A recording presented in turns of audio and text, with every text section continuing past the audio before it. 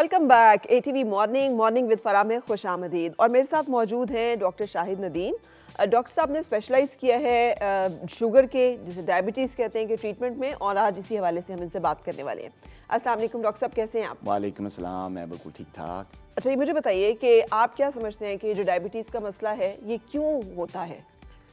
जी देखिए, आपका जो क्वेश्चन है वो काफ़ी ज़्यादा वास्ट वो है। जैसे पहले बुक्स में, जितनी भी मेडिकल बुक्स में और लिटरेचर्स में, जो मेडिकल लिटरेचर्स में बताया जाता है कि जी डायबिटीज़ जो है वो एक ऐसी डिज़ीज़ है जो कि मुख्तलिफ़ टाइप्स की होती है। उस रीज़न्स बिहाइंड ये कि आपका जो इंसुलिन का जो मेटाबॉलिज्म है, या इंसुलिन जो है वो बॉडी में जो निकल रही होती है शुगर को कंट्रोल करने के लिए, उसके या तो उसका निकलना बंद हो जाता है, या फिर उसका जो एक्शन है वो जो है वो ठीक नहीं होता। उस क्वांटिटी में नहीं निकलती जिसमें रिक्वायरमेंट होती है, उस क्वालिटी में नहीं निकलती जो कि ज़रूरी होती है, या उसके ख़िलाफ़ बॉडी में रेजिस्टेंस हो जाता है। तो आजकल जो एनवायरनमेंट है, हमारी जो लाइफस्टाइल है लोगों का, बेसिक जो वजह है ज़्यादातर जो टाइप 2 डायबिटीज़ जिस वजह से हो रही है लोगों में, वो है अनहेल्दी लाइफस्टाइल। सही। हमारी जो खाने की रूटीन है वो बहुत ज़्यादा अनहेल्दी हो गई है। हम लोग वॉक और एक्सरसाइज नहीं करते, फ़िज़िकल एक्टिविटी बहुत ज़्यादा कम हो गई है, ये एक बहुत बड़ी वजह है। स्ट्रेस वो बहुत ज़्यादा है, स्लीप जो है वो बहुत ज़्यादा कम हो गई है, और जो हमारी जो मेडिकेशंस हैं, मुख्तलिफ लोग जो हैं वो जो है वो सेल्फ मेडिकेशंस करते हैं, तो उनकी साइड इफ़ेक्ट की वजह से भी जो ये होता है। कुछ हार्मोनल प्रॉब्लम्स होती है ख़ासतौर पे ख़वातीन में, उसकी वजह से भी डायबिटीज़ होता है, टाइप 1 डायबिटीज़। और वो जो है ज़्यादातर यंग लोगों में और बच्चों में होता है, जिसमें इंसुलिन बनना ही बिल्कुल बंद हो जाती है। तो ये मुख्तलिफ वजूहात हैं। तो आजकल जो है वो अनहेल्दी लाइफस्टाइल है बेसिकली। पाकिस्तान में एकदम से इतना ज़्यादा इसके एपिडेमिक होने का कि हम मतलब दुनिया के सेकंड वो मुल्क हैं कि जहाँ शुगर की प्रेवलेंस बहुत ज़्यादा है। अब मुझे तो लगता है फर्स्ट ही होंगे, लेकिन कुछ अर्से में जहाँ तक मेरा, बिल्कुल बिल्कुल सही का, जहाँ तक मेरा एक्सपीरियंस है, मेरे ख्याल में हर तीसरा पाकिस्तानी जो है, अगर मैं पाकिस्तान की बात करूँ, तो वो डायबिटीज़ का शिकार पूरी दुनिया में आखिर हम में ऐसा कौन सा खास मसला है कि बाकी दुनिया में इतना ज़्यादा मसला नहीं जितना हमारे यहाँ पर है? नहीं देखिए, जैसे साउथ ईस्ट एशिया है, इंडिया है, पाकिस्तान है, बांग्लादेश है, श्रीलंका, ये सारे एरियाज जो हमारे इर्द गिर्द हैं, जो अंडर डेवलप्ड कंट्रीज़ हैं, उनमें ये इशू है। ठीक, हर जगह पे है, और पाकिस्तान में भी बहुत ज़्यादा बढ़ रहा है। जो डेवलप्ड कंट्रीज़ हैं, फ्रांस है, यूरोप है, अमेरिका है, इंग्लैंड, उनमें डायबिटीज़ इतनी ज़्यादा है क्योंकि वहाँ पे लोग जो हैं वो एक्सरसाइज करते हैं, टाइम निकालते हैं फ़िज़िकल एक्टिविटी के लिए, थोड़ा सा डाइट जो है उनकी ज़रा हेल्दी बैलेंस डाइट होती है। पाकिस्तान में जो है ना ये चीज़ें जो हैं ज़रा कम है, स्ट्रेस ज़्यादा है, जिसकी वजह से जो है ना डायबिटीज़ बहुत ज़्यादा हो रही है आजकल ख़ास तौर पे। ओके, और वो क्या है हेल्दी डाइट जिसका आप जिक्र कर रहे हैं कि वो क्या चीज़ है? देखिए, इसमें जो हेल्दी लाइफस्टाइल में इनमें 3 चीज़ें आती हैं बेसिकली। बैलेंस डाइट, जिसमें आप प्रोटीन भी ले रहे हैं, आप कार्ब्स भी ले रहे हैं, आप हेल्दी फैट्स भी ले रहे हैं, वेजिटेबल्स हैं, विटामिन, फ्रूट्स, ये सारी चीज़ें जो है ना एक बैलेंस डाइट में आती है। तो जो प्रॉपर डाइट होती है वो सब बैलेंस डाइट, जो कि ऑर्गेनिक और नेचुरल डाइट हो। जो प्रोसेस फूड है, फास्ट फूड और इस टाइप की चीज़, उनको अवॉइड करना चाहिए। हेल्दी डाइट, बैलेंस डाइट से मुराद ये जिससे प्रोसेस फूड ना हो। दूसरी चीज़ जो बड़ी ज़रूरी है वो है जो है फ़िज़िकल एक्टिविटी। मतलब आप अपनी डेली रूटीन में कुछ ना कुछ टाइम निकालें फ़िज़िकल एक्टिविटी का, एक्सरसाइज का, वॉक का, साइकिलिंग का, स्विमिंग का, जो भी आप कर सकते हैं वो टाइम थोड़ा सा निकालें। और तीसरी चीज़ है कि अगर आप को डायबिटीज़ हो गई है तो प्रॉपरली एक उसके जो एक्सपर्ट डॉक्टर है उसी से आप इलाज करवाएं, और प्रॉपर मेडिकेशन प्रॉपर डोज में ली जाए। तो ये 3 चीज़ें। इसका प्रॉब्लम ये है, जो दुनिया अब जिस चीज़ के ऊपर वो फंस कर रही है कि मेडिकल साइंस ने इलाज नहीं निकाला, सिर्फ मैनेजमेंट निकाली है कि आप मर्ज को मैनेज करते रहें, कि आप मेडिसिन लेते रहें तो और चलते रहें, मेडिसिन लेते रहें और चलते रहें। जो फार्मास्यूटिकल इंडस्ट्रीज का एक बहुत बड़ा स्कैम है। इलाज नहीं है कि आप ये कुछ लेंगे तो आप ठीक हो जाएंगे, आप इससे रिकवर कर जाएंगे। वो सूरत हाल जो है, इसके बारे में आपका क्या कमेंट है? देखिए, मेडिसिन में ये ना डिजीज़ 2 तरह के होते हैं। एक एक्यूट प्रॉब्लम होती है जिसका इलाज होता है, आपको बीमारी हुई, आपने इलाज किया, आप ठीक हो गए, कोई इन्फेक्शन है, निमोनिया है, इस तरह की चीज़। और कुछ क्रॉनिक प्रॉब्लम्स होती हैं, क्रॉनिक डिजीज़ होती हैं जिसमें आपका जो डिज़ीज़ को कंट्रोल किया जाता है ख़ास मेडिसन से और मैनेजमेंट से, लेकिन वो ये नहीं होता कि आपकी वो डिज़ीज़ 100% क्योर होगी। तो डायबिटीज़ वन ऑफ इट। अगर आपको डायबिटीज़ होगी, इसमें डिफरेंट टाइप्स की डायबिटीज़ होती हैं, जैसे टाइप 1 डायबिटीज़ है और जो टाइप 2 डायबिटीज़ है। अगर ये आपको होगी तो इट्स अ क्रॉनिक प्रॉब्लम। ये अगर आप इसको हेल्दी लाइफस्टाइल से, अच्छी मेडिकेशन से और फिजिकल एक्टिविटीज़ से, बैलेंस डाइट से और अच्छी मेडिकेशन से आप इसको कंट्रोल कर सकते हैं। आप इसको कंट्रोल कर से बहुत ज़्यादा साल हेल्दी और खुशगवार ज़िंदगी गुजार सकते हैं। ठीक है। लेकिन जहाँ तक आपका ये क्वेश्चन है कि कुछ ऐसी मेडिकेशन नहीं है जो कि आपने खाई और अब 100% जो है वो आप नॉर्मल हो गए, क्योर होगी, ऐसा नहीं है।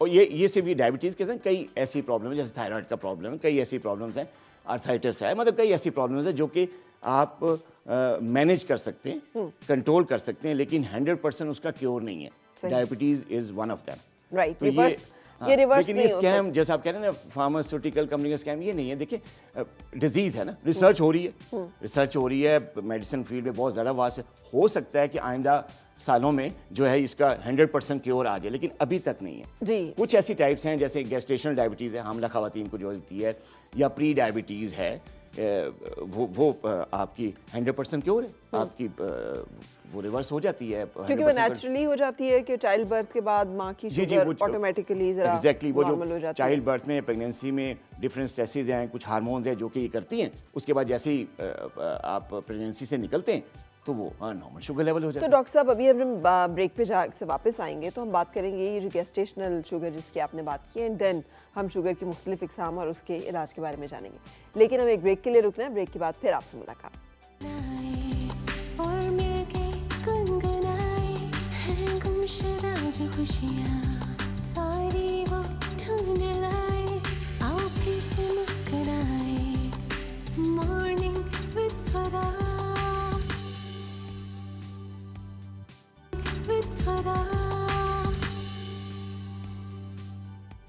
Welcome back ATV morning with Farah में खुश आमदीद। आज हम डायबिटीज़ की मैनेजमेंट के बारे में बात कर रहे हैं और मेरे साथ डॉक्टर शाहिद नदीम मौजूद हैं जो कि इस एक मर्ज़ को देखते हैं स्पेशली, और इसके बारे में ट्रीटमेंट और इसकी प्रिवेंशन और इसका जो इससे जुड़ी हुई तमाम इन्फॉर्मेशन है वो आज हम आपके साथ शेयर कर रहे हैं।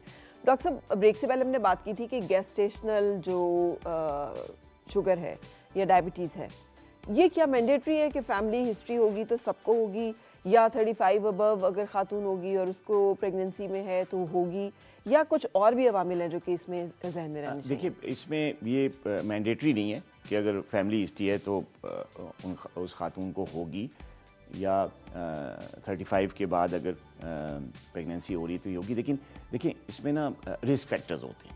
जब आप किसी एक ख़ास चीज़ का शिकार होते हैं तो किसी और बीमारी का वो आपको रिस्क बढ़ जाता है, आपको ख़तरा बढ़ जाता है।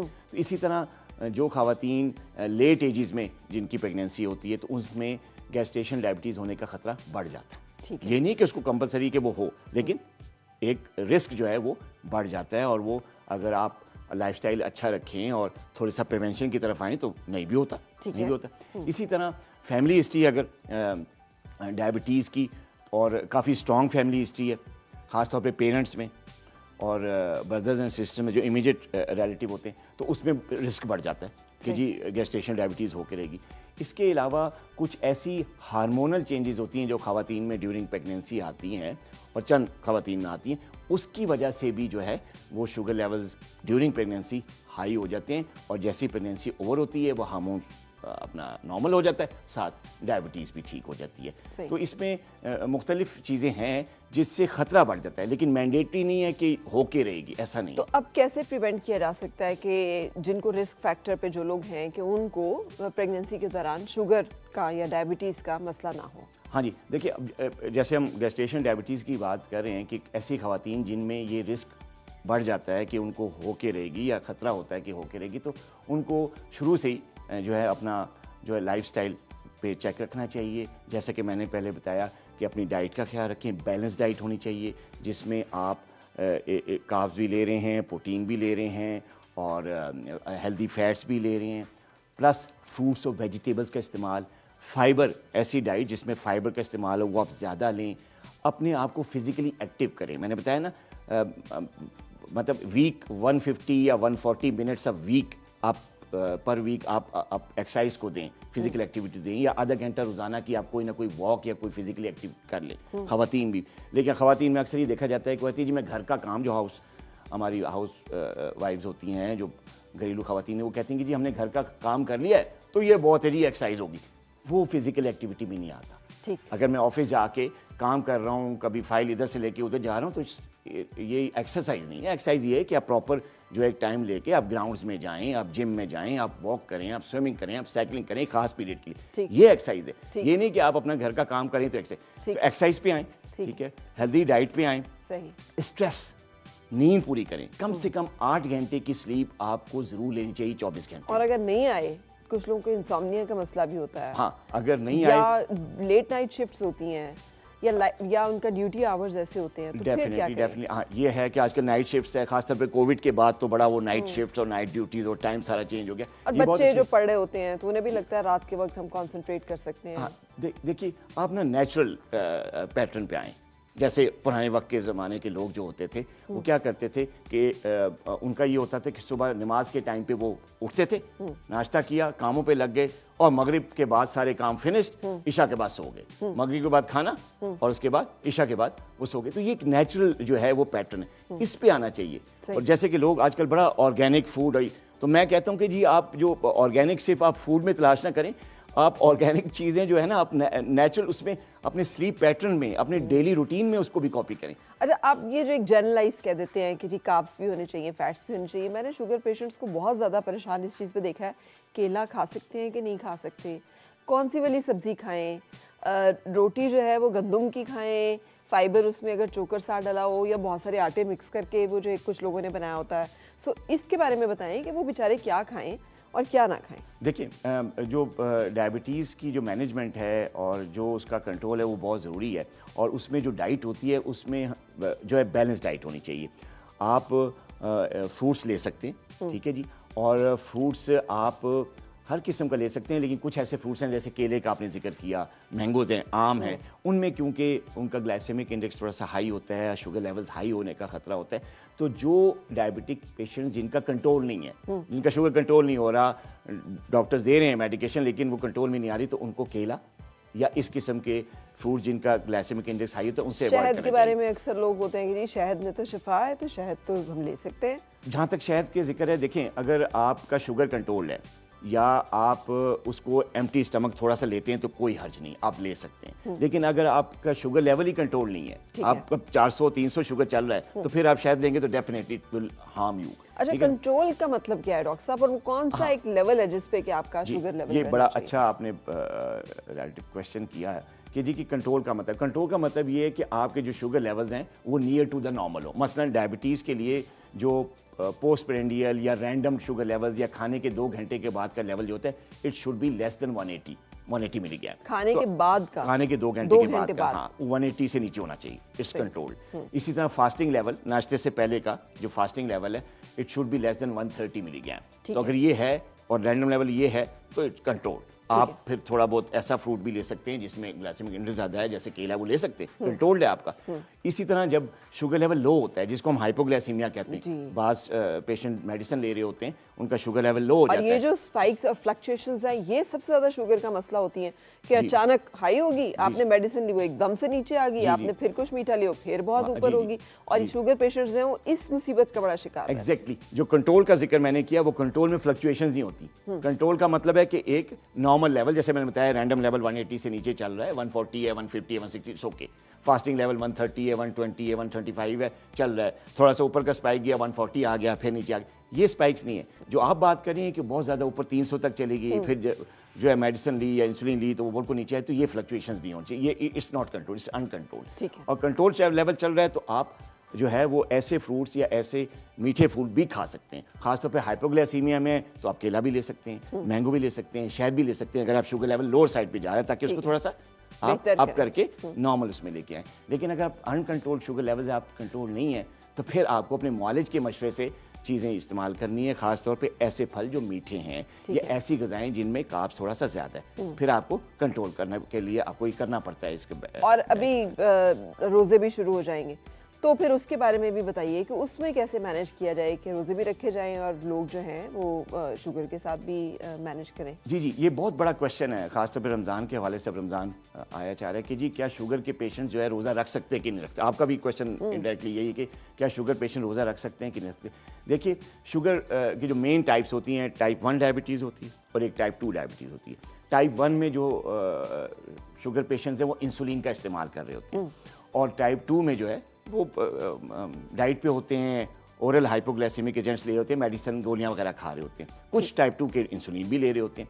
तो जो हमारे टाइप 2 डायबिटिक पेशेंट्स हैं उनके लिए तो रमज़ान में कोई हर्ज नहीं है, वो रोज़ा रख सकते हैं और रखने से उनकी सेहत पे बहुत अच्छे असरात होते हैं, उनका शुगर भी कंट्रोल होता है। अच्छा, ठीक है। लेकिन जो टाइप 1 डायबिटिक हैं जो कि इंसुलिन पे हैं, वो उनके लिए हम ज़रा उनको वो भी सकते हैं, लेकिन फिर बहुत ज़्यादा स्ट्रिक्ट जो है वो मैनेजमेंट और आपके शुगर लेवल्स पे नज़र रखना और बड़ा स्ट्रिक्ट मॉनिटरिंग की ज़रूरत होती है। रख वो भी सकते हैं, सही, ठीक है। लेकिन उसमें शुगर लेवल को मॉनिटर करना, इंसुलिन की डोज को मॉनिटर करना, ये काफ़ी डिफिकल्ट है। अगर आप जॉब कर रहे हैं, कुछ कर रहे हैं और टाइप 1 डायबिटिक इंसुलिन, तो फिर मेरा ख्याल है कि वो आप ना रखें। लेकिन टाइप 2 डायबिटिक हैं तो आप रख सकते हैं, लेकिन आपको डॉक्टर से, यानी रमज़ान शुरू होने से चंद दिन पहले आप अपने डॉक्टर से, मौलिद से मिलके अपनी अद्वियात को थोड़ा सा जो है वो सेट करवा लें, उनकी डोजेज बैलेंस करवा लें। दिन आपने फास्टिंग में रहना है तो आपके अगर इंसुलिन लगा रहे हैं तो उसकी टाइमिंग भी चेंज उसकी टाइमिंग, उसकी डोजेज चेंज होती है। आप गोलियां ले रहे हैं तो उसकी टाइमिंग्स और उसकी डोजेज चेंज करवा के आप सेट करवा लें, आप रोज़ा रखें। बस ये है कि स्ट्रिक्ट मॉनिटरिंग करनी चाहिए। आपको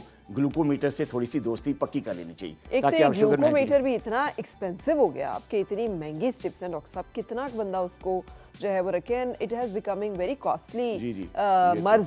सो बहुत ज़रूरी है कि इससे बचाव ही किया जाए, वरना तो ये थाउजेंड्स का महीने का खर्चा जो है वो आपका सिर्फ डायबिटिक ये तो है कि आजकल वो ग्लूकोमीटर भी महंगे हो गए हैं, फिर उनकी स्टिक्स क्योंकि ज़्यादा यूज़ हो रही होती हैं वो महंगे हो गए। लेकिन कुछ सस्ते ब्रांड्स भी हैं, अच्छे हैं, एक्यूरेट हैं, लेकिन वो आप डॉक्टर से पूछेंगे तो आपको बता सकते हैं कौन सा ब्रांड जो है वो सस्ता है। स्टिक्स उसकी इजीली अवेलेबल हैं ऑल ओवर पाकिस्तान जी, और वो क्वालिटी भी ठीक है और प्राइस भी ठीक है। अच्छा, और हर्बल साइड जो है वो बड़े दावे करती है बाज़ औक़ात कि जी ये वाली जो हर्ब है ना, इसके इस्तेमाल से शुगर जो है वो कम हो जाती है या मैनेज हो जाती है, या ये फ़लाँ चीज़ जो है इससे बड़ा फ़र्क पड़ता है। आपका एक्सपीरियंस क्या है? जी बिल्कुल, देखिए ये बहुत ज़्यादा मिथ्स हैं आजकल। मैं तो मिथ्स कहता हूँ इनको, कि ये गलत फहमी जो है ना वो चंद लोगों ने, जो अनप्रोफेशनल लोग हैं, उन्होंने लोगों में चंद मिथ्स पैदा कर दिए हैं और उसकी वजह से काफ़ी ज़्यादा जो है वो जो पेशेंट्स हैं वो मिसमैनेज हो रहे हैं।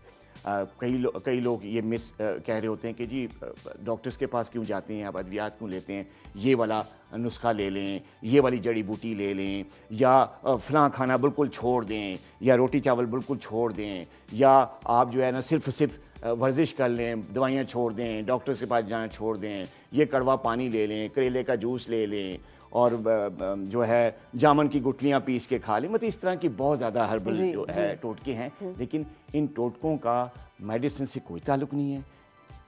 हर्बल में, किसी टोटके में, किसी और होम्योपैथी में, या मैं किसी में शुगर का इलाज नहीं है। अगर आप इस तरीके का कोई टोटका या इस तरह की चीज़ें यूज़ करते हैं किसी भी अनप्रोफेशनल की बात में आकर, तो ना सिर्फ आप अपनी सेहत से खेल रहे हैं, बल्कि इससे आपके अंदर जो है कई ऐसी कॉम्प्लिकेशंस का रिस्क बढ़ जाता है जो आपको थोड़ी सी दवाइयों से ज़्यादा दवाइयों की तरफ ले जाता है। मतलब आपको जब कॉम्प्लिकेशंस होंगी तो फिर आपको हार्ट प्रॉब्लम भी होगा, आपको हार्ट के डॉक्टर के पास जाना पड़ेगा, आपकी किडनीज भी ख़राब होंगी, आपकी किडनीज की मेडिकेशन भी लेनी पड़ेगी, तो कॉम्प्लिकेशंस फिर बहुत ज़्यादा हो जाती हैं। एक कॉम्प्लिकेशन जो है डॉक्टर साहब वो न्यूरोपैथी जिसे कहते हैं, कि डायबिटिक न्यूरोपैथी, ये क्या चीज़ है? और इससे कि फिर जो लोग शुगर का शिकार हैं और मैनेज कर रहे हैं, लेकिन समहाउ बेचारे ऐसा ही मैनेज कर रहे हैं और ये डायबिटिक न्यूरोपैथी तक आ गई है, क्या साइन सिम्टम्स है जिस पे अलर्ट रहना चाहिए? और डायबिटिक फुट की बहुत बात होती है और इस तरह के प्रॉब्लम्स की बहुत बात होती है। जी जी बिल्कुल, ये जो डायबिटिक न्यूरोपैथी ये बड़ी कॉमन जो है कॉम्प्लिकेशन है डायबिटीज़ की, ख़ास तौर पे वो पेशेंट जिनकी शुगर अनकंट्रोल्ड होती है, जैसे कि मैंने जिक्र किया, जिनकी शुगर कंट्रोल नहीं है और वो अपनी जो है वो डाइट का भी ख्याल नहीं रखते, अपनी अद्वियात का भी ख्याल नहीं रखते, इसी तरह अनप्रोफेशनल जो है ना वो टोटकों पे चले जाते हैं, तो उनमें फिर ये कॉम्प्लिकेशंस होती हैं जिसमें न्यूरोपैथी है। न्यूरोपैथी के साइन एंड सिम्टम्स कुछ इस तरीके से हैं। देखिए, अगर आप डायबिटिक हैं और आपको महसूस हो रहा है कि आपके पाँव में किसी भी किस्म की जो है वो नमनेस होगी है, सुनपन जिसे कहते हैं कि आपको महसूसियत या हसासियत कम होगी है, तो ये एक निशानी है न्यूरोपैथी की। इसके अलावा शुरू में स्टार्ट में पेशेंट्स के जो पाँव हैं बहुत सख्त जलन करते हैं, उनमें ऐसा लगता है उनको कि मेरे पाँव की उंगलियों में या उनकी तलवों में जो है वो चूंटियां रेंग रही हैं। बाज़ औक़ात पिन प्रिक्स किस्म की जो है ना वो उनको पेन्स होते हैं, और ये सेंसेशन जो हैं या इस किस्म की जो पेन्स हैं या जलन है ये रात के टाइम ज़्यादा होती है। अच्छा। जब पेशेंट मोबाइल होता है या सुबह के टाइम पर कामों में होते हैं उस वक्त नहीं होती। जैसे ही वो बेड पे आता है तो उसके पाँव जो हैं वो उसमें दर्द शुरू हो जाता है, जलन शुरू हो जाती है, चूंटियाँ रेंगनी शुरू हो जाती हैं, जैसे सुइयाँ चुभ रही हैं, इस किस्म की सेंसेशन होती हैं। और बाज़ लोगों में जब ये ज़्यादा होती है तो उनकी नींद डिस्टर्ब हो जाती है। अच्छा। वो सो नहीं सकते और इतनी ज़्यादा टांगों में और पाँव में बेचैनी होती है, दर्द होता है कि उनका सोना जो है वो मुश्किल हो जाता है, बल्कि आधी रात तक तो वो टांगें और पाँव आपस में मलते रहते हैं, कोई मालिश कर रहा है। तो फिर इसका कोई सॉल्यूशन हल है? देखिए, सबसे ज़्यादा जो बड़ा जो सॉल्यूशन है इसका, ये आपका शुगर लेवल कंट्रोल होना चाहिए। अगर आपका शुगर लेवल कंट्रोल नहीं है तो न्यूरोपैथी के लिए आप जो मर्जी इलाज करके आप अमेरिका भी चले जाएं तो वो ठीक नहीं होगी। ठीक है ना? तो सबसे पहला स्टेप किया कि आपको अपनी डायबिटीज़ को कंट्रोल में लाना है। अपने शुगर लेवल, चाहे वो रैंडम है, फास्टिंग है, उसको कंट्रोल में करें। अपने मालिज से प्रॉपर जो अद्वियात हैं उनको सेट करवा के वो अद्वियात भी लें, वो लाइफस्टाइल भी लें, शुगर लेवल कंट्रोल करें, न्यूरोपैथी कंट्रोल होगी। इसके अलावा न्यूरोपैथी की मेडिकेशंस हैं, कई विटामिन हैं जो दिए जाते हैं, कई मेडिकेशंस हैं जो दी जाती हैं, लेकिन सबसे बड़ी मैंने क्या, अपना शुगर लेवल कंट्रोल करें, फिर ही आप न्यूरोपैथिक के जो सिम्टम्स हैं उससे आप फ्री हो सकते हैं। अदरवाइज अनकंट्रोल रहेगी तो फिर ये चीज़ ज़्यादा होती रहती है, और फिर जब ज़्यादा होती है तो फिर सेंसेशंस ख़त्म हो जाती हैं। जब सेंसेशंस ख़त्म हो जाती हैं तो इंसान को पता नहीं चलता, पेन ही महसूस चल रहा होता है, उसको पिन चुभी, उसको पता ही नहीं चला कि जिम पिन लगी है। वो तो 2 दिन बाद उसे पाँव देखो, हो ये तो जख्म लग गया, ये तो पिन लग गई, ये तो इस तरह की चीज़ होती है। फिर डायबिटिक फुट बनते हैं, फिर एम्पुटेशंस होती हैं, गैंग्रीन, फिर वो आगे से आगे बात जो है वो चलती रहती है, माजूरी तक बात आ जाती है कि काटना पड़ जाता है। सो इसलिए बहुत ज़रूरी है। अच्छा डॉक्टर साहब, प्री डायबिटिक के कौन होते हैं? और वो तो बहुत ज़्यादा लोग हैं जो मुझे लगता है उस रेंज में, और एज रिलेटेड बहुत ज़्यादा है कि जैसे ही आप 40-45 से की ब्रैकेट में आते हैं और ऊपर जाना शुरू करते हैं तो फिर बहुत अलर्ट होने की ज़रूरत हो जाती है। तो प्री डायबिटिक कौन है और उनको कैसे मैनेज करना चाहिए कि वो शिकार ना हो जाए शुगर का? जी, ये देखें, ये जो प्री डायबिटीज़ है ना, उनके केसेस आजकल बहुत हो रहे हैं। प्री डायबिटीज़ को आम तौर पे लोगों में उसको बॉर्डर लाइन शुगर कहते हैं, या टेक्निकली जो है ना उनसे कहते हैं कि जी ग्लूकोज इंटॉलरेंस। ठीक है ना? प्री डायबिटीज़, वो प्री डायबिटिक लोग वो होते हैं जिनमें अगर कोई मीठा वो लें, कुछ ऐसी खाने लें जो कि कार्ब्स उसमें ज़्यादा हो, तो उनका शुगर लेवल शूट कर देता है। अदरवाइज वो ठीक रहता है, लेकिन कोई कार्बोहाइड्रेट टाइप मीठा ले लिया, कोई कोल्ड ड्रिंक पी ली, कोई स्वीट डिश खा ली, तो शुगर लेवल शूट करता है। प्री डायबिटीज़ है ना, और डायबिटिक वो लोग वो होते हैं जिनका जो चेक कराते हैं तो उनका फास्टिंग लेवल 100 से बिलो नहीं होता। नॉर्मली जो नॉर्मल लोगों में जो फास्टिंग लेवल है शुगर का वो लेस देन 100 होता है, लेकिन जो प्री डायबिटिक उसमें उनका लेस देन 125 और मोर देन 100 होता है, तो वो प्री डायबिटिक होते हैं। इसमें फैमिली हिस्ट्री भी होती है, ठीक है, और ये वो लोग होते हैं जिनमें किसी भी लाइफस्टाइल की ख़राबी की वजह से, फैमिली हिस्ट्री की वजह से वो प्री डायबिटिक हो जाते हैं, यानी वो अभी डायबिटीज़ मेलाइटिस के दरवाजे के बाहर खड़े होते हैं, नॉक कर रहे होते हैं। ये ऐसी स्टेज, अभी वो डायबिटीज़ के अंदर दाखिल नहीं हुए, लेकिन इट्स अ रिस्क फैक्टर। अगर आप ख्याल नहीं करेंगे, आप प्री डायबिटिक डायग्नोज हो गए, अपने लाइफस्टाइल पे तवज्जो नहीं करेंगे, अपने खाने पे तवज्जो नहीं देंगे, अपने वॉक और एक्सरसाइज पे तवज्जो नहीं देंगे, स्ट्रेस लेवल को कम नहीं करेंगे, तो फिर या अपने वज़न को चेक नहीं करेंगे, आप वज़न आपका ज़्यादा है, प्री डायबिटिक है, अपने वज़न को कम नहीं करेंगे, वेट लॉस नहीं करेंगे, तो फिर कुछ अरसे बाद, 2 साल बाद, साल बाद, ये तो अल्लाह को पता है, फिर आप टाइप 2 डायबिटिक बन जाएंगे, प्रॉपर शुगर के पेशेंट हो जाते हैं, जिसका फिर वापसी जिससे मुमकिन नहीं है। तो अगर आप प्री डायबिटिक हैं तो प्री डायबिटीज़ 100% रिवर्सिबल है। करना क्या है कि आपको अपने मालिश के मशवरे से, अपने डॉक्टर के मशवरे से अपने वेट को चेक करना है, वेट लॉस करना है। अगर आप मोटापे का शिकार हैं, आपको हेल्दी लाइफस्टाइल लेना है जिसमें एक्सरसाइज बहुत रेगुलरली करनी है, डाइट का ख्याल रखना है, बैलेंस डाइट लेनी है, स्ट्रेस से दूर रहना है, टेंशन है, कोई इस किस्म का स्ट्रेस का प्रॉब्लम है तो उससे लीव करें, हेल्दी स्लीप लें, अपना वेट हेल्दी रखें, तो ये चीज़ रिवर्स हो जाती है, 100% रिवर्स हो जाती है। बिल्कुल सही। जी। अच्छा, आपने अभी फैमिली हिस्ट्री का जिक्र किया, कितने % चांसेस होते हैं कि अगर आपकी फैमिली हिस्ट्री है और आपके बुजुर्गों को जो है शुगर का मसला, डायबिटीज़ का मसला रहा है, तो आप भी उसका शिकार डेफिनेटली हो जाएंगे? क्या लाइफस्टाइल की मैनेजमेंट से, अपने मामूलात को बेहतर करने से हम बच सकते हैं फिर? जी एग्जैक्टली देखिए इसमें चांसेस बढ़ जाते हैं, जैसे कि मैंने रिस्क फैक्टर का जिक्र किया, ख़तरात बढ़ जाते हैं। अगर आपकी फैमिली हिस्ट्री स्ट्रॉन्ग है, आपके वालदैन में भी डायबिटीज़ है, आपके बहन भाइयों में भी किसी को डायबिटीज़ है, तो ख़तरा इस बात का ज़्यादा है कि आपको भी किसी न किसी उम्र के हिस्से में डायबिटीज़ हो सकती है, ख़तरा बढ़ जाता है। लेकिन कंपलसरी नहीं है कि आपको डेफिनेटली आप होगे शुगर। अगर आपको आपकी फैमिली हिस्ट्री है, आपका ख़तरा बढ़ा हुआ है, आपको रिस्क है आपको डायबिटीज़ का, तो अपनी लाइफस्टाइल को बेहतर करें। जैसे कि मैंने जिक्र किया, आप अपनी डाइट को अच्छा करें, अपने वज़न को कंट्रोल करें, आप स्ट्रेस से दूर रहें, आप अपनी बैलेंस डाइट लें, एक्सरसाइज फिजिकल एक्टिविटी बहुत ज़रूरी है, वो करें तो आपको नहीं होगी डायबिटीज़। आपकी प्री डायबिटीज़ है वो रिवर्स हो जाएगी। लेकिन अगर आप रिस्की हो के भी, और आपको पता भी है रिस्क है, मेरी फैमिली हिस्ट्री है, शुगर का है, तो अगर फिर भी आप हेल्दी लाइफस्टाइल पे नहीं आते तो फिर ये आपका कसूर है, आपको फिर डेफिनेटली जो है वो शिकार होंगे। डॉक्टर साहब, आपका इतना एक्सपीरियंस है, इतना आप इस मर्ज से रिलेटेड लोगों से, आपने चूँकि स्पेशलाइज इसमें, आपका फोकस इसी के ऊपर है, क्या आप मज़ीद शेयर करना चाहेंगे जो हम अपनी गुफ्तगू में नहीं कर सके, लेकिन जो कि हमने वाइंड अप करना है, और देखने वालों को कोई मशवरा, कोई टिप जो कि आप देना चाहें?